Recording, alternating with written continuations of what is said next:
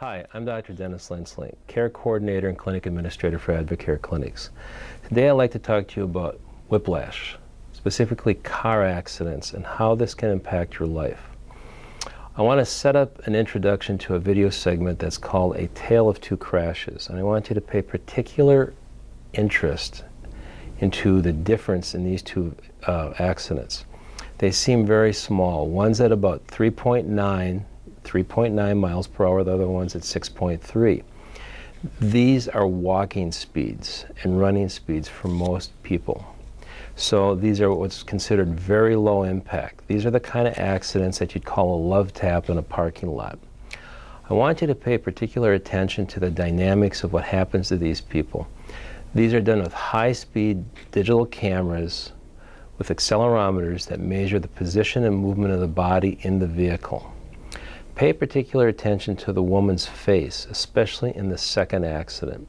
They're going to break down the speeds through slow motion to show exactly what happens, how the car actually pushes under her lower back and pelvis to snap or push her neck backwards, and watch what happens to her in the 6-mile-an-hour accident. It's quite violent. Look at the expression on her face. It says it all. She had a lot of shear in there. This is a professional stunt person who did these accidents. They signed all the waivers and volunteered, thinking that they weren't going to get hurt too bad. The lady did sustain injuries that needed treatment in the second accident. That's a 6-mile-an-hour love tap that you would call in any Target or Walmart parking lot. So envision that you're parked somewhere on the street, congestion traffic on the freeway, and you're not moving. And somebody comes up to you on their cell phone, texting, hollering at their kid or whatever, and they're doing 30 to 40 miles an hour, and they plow into the back of your car. Or you're the person doing the texting and you plow into the back of somebody else. You're going to get injured. What you're thinking is, I didn't break any bones, no blood, no foul. That's the biggest mistake you can make. And what I hope you can learn from this is why you are now watching this video, because you're online looking for help. It's now anywhere from a couple days to 2 to 6 months after the accident, and you've probably forgotten that you had the car accident. You just want to put it out of your mind and out of your life. You maybe went to your primary care doctor who said, you only have whiplash, take Tylenol. If you have problems in 8 weeks, give me a call back. You've maybe tried physical therapy where they started you on exercises, and right away your neck started hurting more. I want to help you understand why that is all happening, how the medical community as a whole has a very poor understanding of soft tissue injury, and why a lot of the therapies that are being given to you don't work. There is an order and a time and place for all these therapies. Most clinics do not know how to orchestrate that and coordinate it. The other factor you're going to be dealing with is your own insurance company. Under no fault, your auto insurance, not your health insurance, has to pay for these injuries.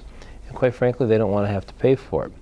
Many of you wait several months, and by that time, your insurance company is saying this can't be due to the car accident. And why that can be the furthest thing from the truth. There's a lot of evidence and research over the last 40 to 50 years that specifically point to how these conditions build slowly, usually taking 2 to 6 months for the symptoms to really appear in these low impact but highly devastating soft tissue injuries that cause shear and tear to discs, joints, joint capsules, muscles, and ligaments. And why you can have a variety of symptoms from headache, jaw pain, nausea, to lower back pain that seem totally disrelated from what you think was a very mild accident. You're more worried about your car than you are about yourself. Let's face it, you're worried about the cost of that. So all of a sudden, as you realize, wow, I didn't get any bones broken, I'm not bleeding, I dodged the bullet. It's exactly what you're thinking, because that's what all the patients have told us over the last 30 years when they came in. So please watch this video. This will help set up a baseline of understanding of what the mechanics are in a rear-end collision. If you're T-boned or hit from the side, you're even in a worse situation because there's no side support in the car. Cars are built for more front or back end support. Side support, you have a lot of more lateral shear where your head and body sway from side to side, and you're not built like a NASCAR. There's no side support for your neck, and That's why you get more injuries from side impacts. So please watch this video. We have several more videos in this whole selection about the damage and effect to necks, low back, shoulders, and arms. Please feel free to look at all those and enjoy. If you have any questions, please feel free to email me or give me a call. Thank you. The first step in understanding how someone can be injured during a crash is to see what happens during a rear-end collision. The best way to do this is to study crash test footage involving live human test subjects. We're going to look at live crash tests of two different speeds. The first one is a 3.9 mile per hour crash, and the second is at 6.3 miles per hour.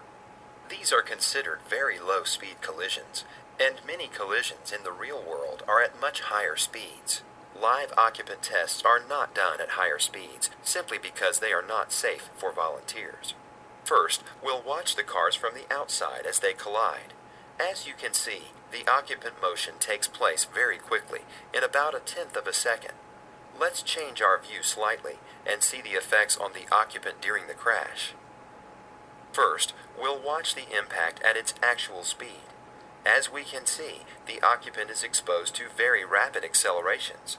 In fact, in this collision of just 4 miles per hour, the occupant's head experienced 5 Gs of force, comparable to what a fighter pilot might experience, but without any protective equipment. And this is from a collision of about walking speed. Now, let's slow this crash down so that we can see the details of the occupant motion. As we can see in this video, the car is accelerated forward, pushing the pelvis and torso forward with the car seat. Since the occupant's head is not in contact with the car, it lags behind the body until it hits the head restraint. Finally, the head rebounds forward in the direction of the car's motion. Remember, this is a collision that took place at less than 4 miles per hour. Now, let's look at a collision just a bit faster, 6 miles per hour. First, we'll watch the crash from outside the car. We can see that the force is dramatically greater on the occupant in this collision. When we move inside the car, we can see that although the speed of the collision is just slightly faster than the first crash, the occupant forces are much more dramatic. When we slow down the crash test, we can see the same body motion as before, but the accelerations that the occupant experiences are much higher.